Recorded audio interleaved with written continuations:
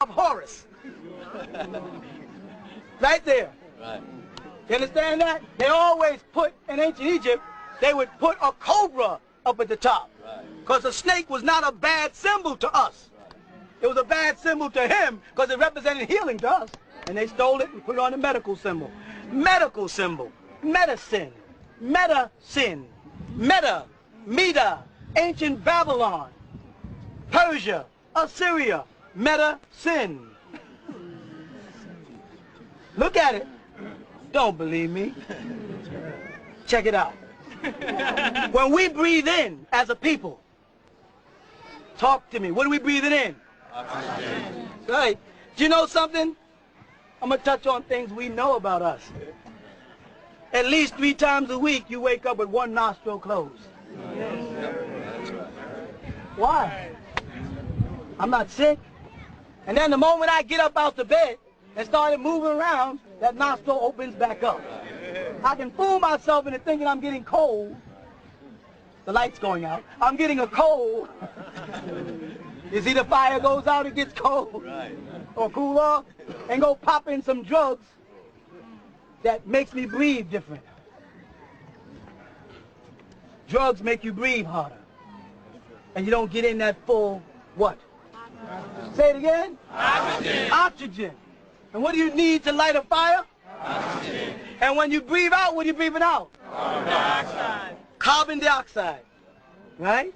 What's the root word of carbon dioxide? Carbon. And what does fire give off when it burns? Carbon. I know I sound crazy. I know this sounds far-fetched, but this is what we knew as right knowledge as the Elohim who only served who? Yeah. This is what we knew, that that sun was in touch with us, and we're at our best under it. And that's why they moved the better part of us from the southern part of this country to the northern part of the country where we can't function. And if you get down to a hot, or say, oh, it's too hot down in Alabama, so that's where you belong. You start talking about something being too hot, you start sounding like the devil. Only reason why it seems too hot to you is because the palate that's inside you is dim. Once that palate is hot again and the heat is coming out, it meets that sun. You with me? That sun in Arabic was called Shams. In Hebrew it's called Shams. It's also Samson.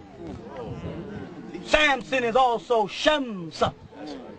And Samson is identified by what? And his hair. Somebody don't want us to know about the 9 ether. That's right. You follow?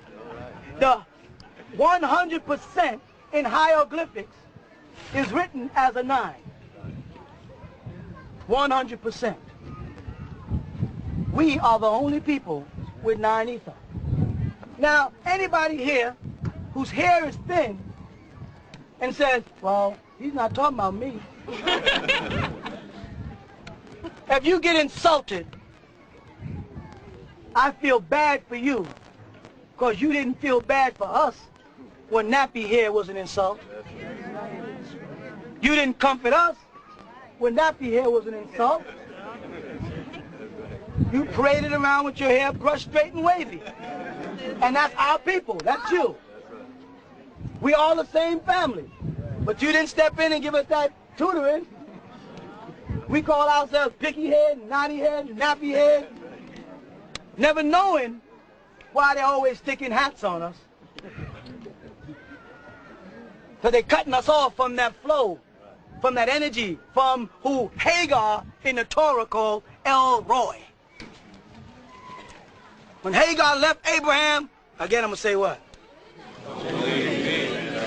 Look it up. When Hagar left Abraham, went back in the wilderness right before she went back to Egypt, she did not call on Yahweh, ask an Israelite. Who'd she call on? She did not call on Elohim. She called on El Roy, which is written Ra, Alif, Yad, which is Ra. El Ra. She was calling on Ra, not the sun, because the language sun is still Shemsa. Right. The word for sun in hieroglyphics is not Ra. They say the disc. That round thing up there looks like a disc. that gives off the light that we could see by, because there wasn't no street lights in Egypt. And so Ra and Ra, for see in Arabic, is the same. In the Quran it says, don't say Ra'inna, say Unzannar.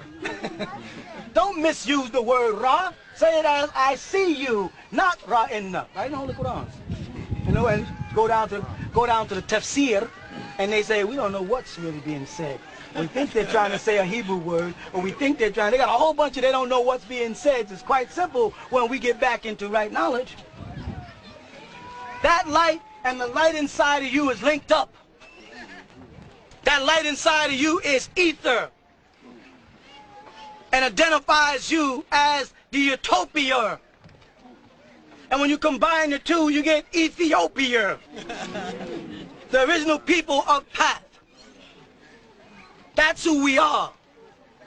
We are the ancient Nubians. Ain't no such thing as a Kubu land. Stop lying, Dr. Ben.